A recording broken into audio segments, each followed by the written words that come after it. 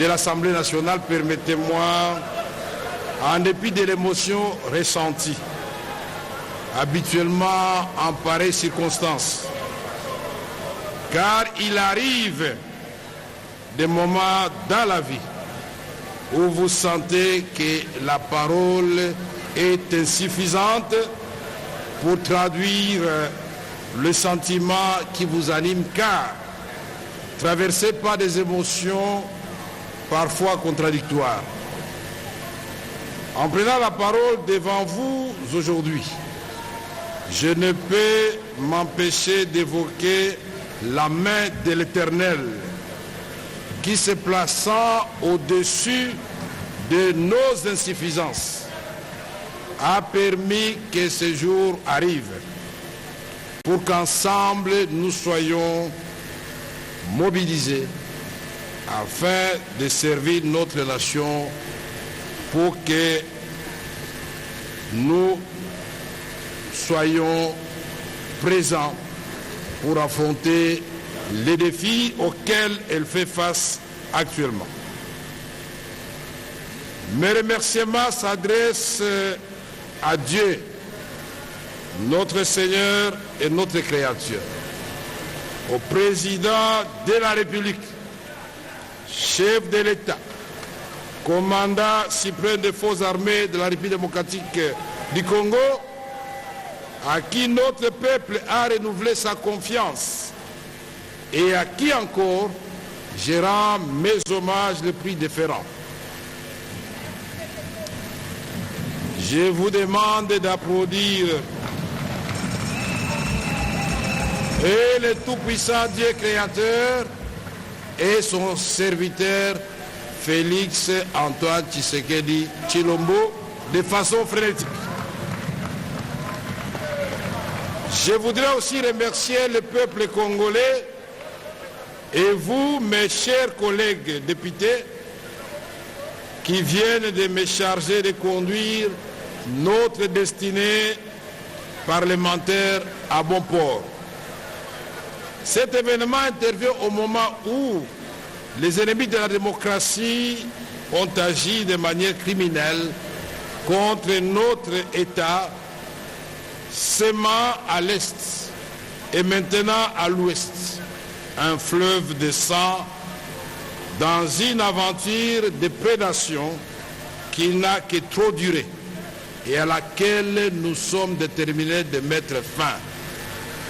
Dernièrement encore, nous déplorons l'incursion d'un commando non autrement identifié et lourdement armé qui a tenté en vain de déstabiliser les institutions de la République et dont ma famille et moi-même avons été victimes, et nous avons eu la vie sauve grâce à la miséricorde divine.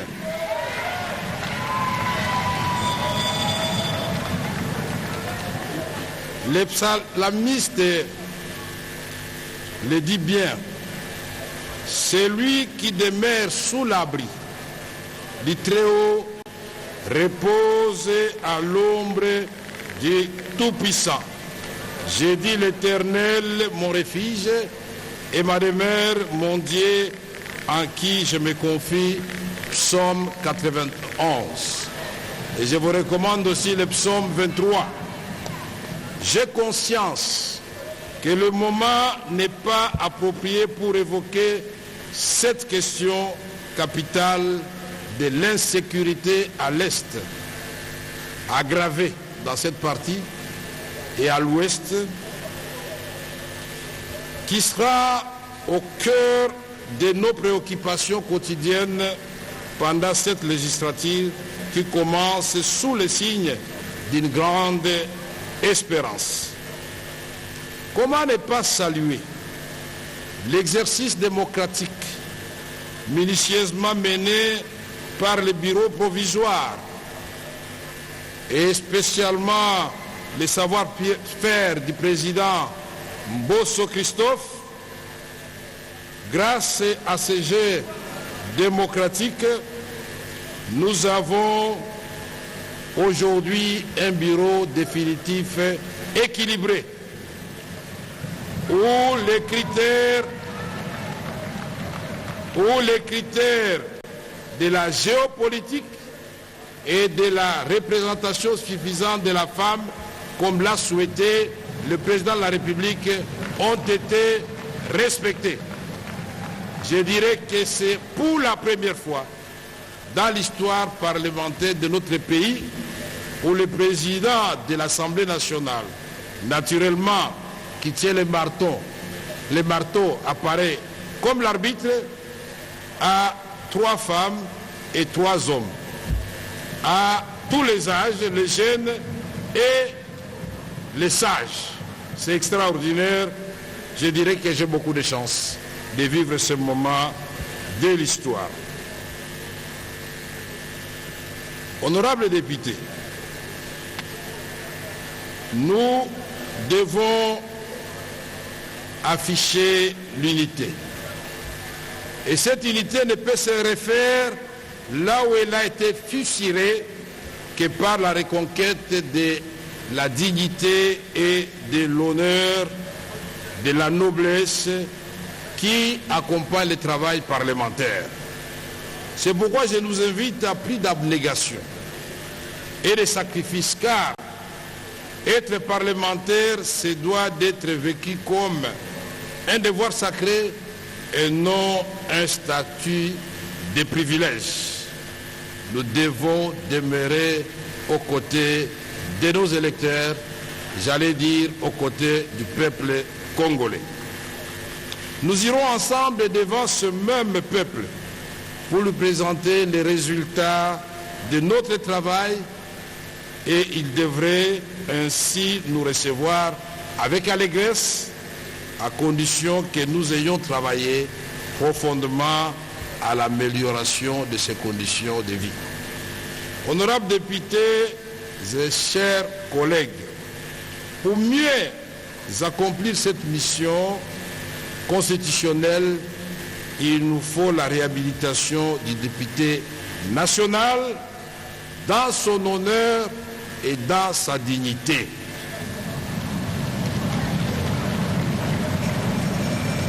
Les députés, en tant qu'élus du peuple, méritent respect et considération. Pour cela, chers collègues, vous pouvez compter sur moi, collectivement, mais aussi individuellement, pour qu'ensemble nous rendions à l'Assemblée nationale ces lettres de noblesse et faisons d'elle un véritable temple d'expression démocratique où le débat démocratique aura bel et bien lieu, majorité très significative et l'opposition, malgré sa dimension, que de ces débats, de cette dialectique, puisse jaillir la lumière qui va baliser le chemin de la réalisation du rêve de son Excellence, Monsieur le Président de la République, Félix Antoine Tshisekedi Tshilombo, de restaurer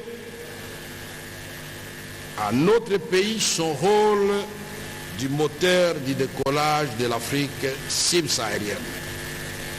Honorables députés, chers collègues, nous allons ensemble, dans l'union des intelligences, transformer ce qui apparaît actuellement comme une malédiction de nos ressources naturelles en un véritable atout qui va placer la RDC, la République démocratique du Congo, au cœur de la transition énergétique à laquelle l'humanité est contrainte suite aux effets néfastes du changement climatique.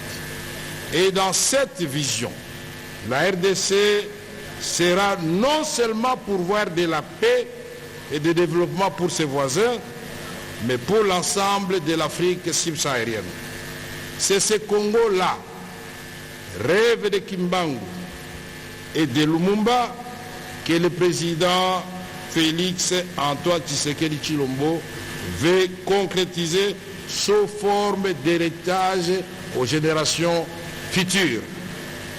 Honorables députés, que cette législature soit celle de stabilité institutionnelle, qu'elle soit celle des réformes pertinentes et courageuses, qu'elle soit celle de la compétence dans le contrôle parlementaire, mais aussi celle de l'équité et de la justice. Nous ne pouvons y parvenir qu'en travaillant en équipe et dans la discipline, en respectant l'heure de travail, en ayant une régularité dans le contrôle parlementaire et dans la production législative. C'est au prix de cette discipline qui n'aliénera ni votre liberté, ni votre esprit d'initiative que nous serons en mesure d'assurer la cohérence du travail parlementaire et d'aborder sereinement les défis de cette législature. Honorables députés et chers collègues, je voudrais évoquer ici les questions de la diplomatie parlementaire. Les honorables députés devront s'impliquer non seulement dans les questions de coopération régionale et internationale, mais également des questions qui concernent le retour de la paix à l'est de notre pays. Personne n'ignore que la République démocratique du Congo fait face actuellement à une agression féroce dans sa partie est causée par le Rwanda et l'Ouganda. Pour cela, je voudrais vous demander de bien vouloir vous lever pour observer 1 minute de silence en mémoire de tous les morts à l'est du pays, et spécialement ceux qui ont été touchés par les obus lancés par le M23 dans le cas des déplacés civils à Mugunga dans les encablures de Goma.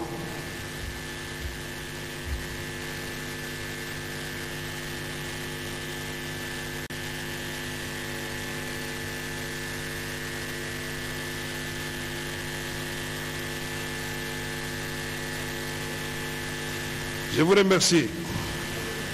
Honorables députés et chers collègues, la paix est possible.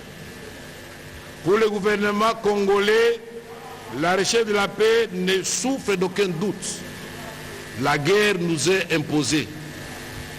L'urgence de restaurer la paix et la sécurité et de stopper définitivement cette guerre injuste que nous subissons, ainsi que toutes les atrocités qui s'ensuivent, s'impose.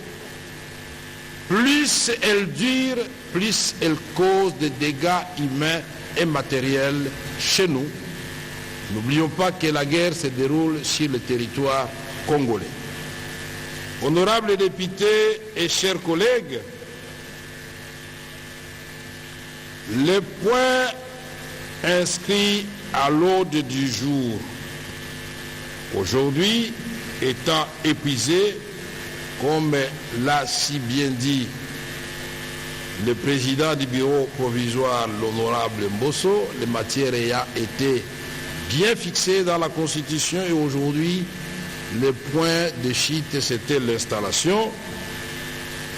La séance est donc levée tout en vous souhaitant bonne fête pour ceux qui vont fêter, mais moi je voudrais vous souhaiter une bonne méditation, car la responsabilité qui est la nôtre est énorme. La séance est levée.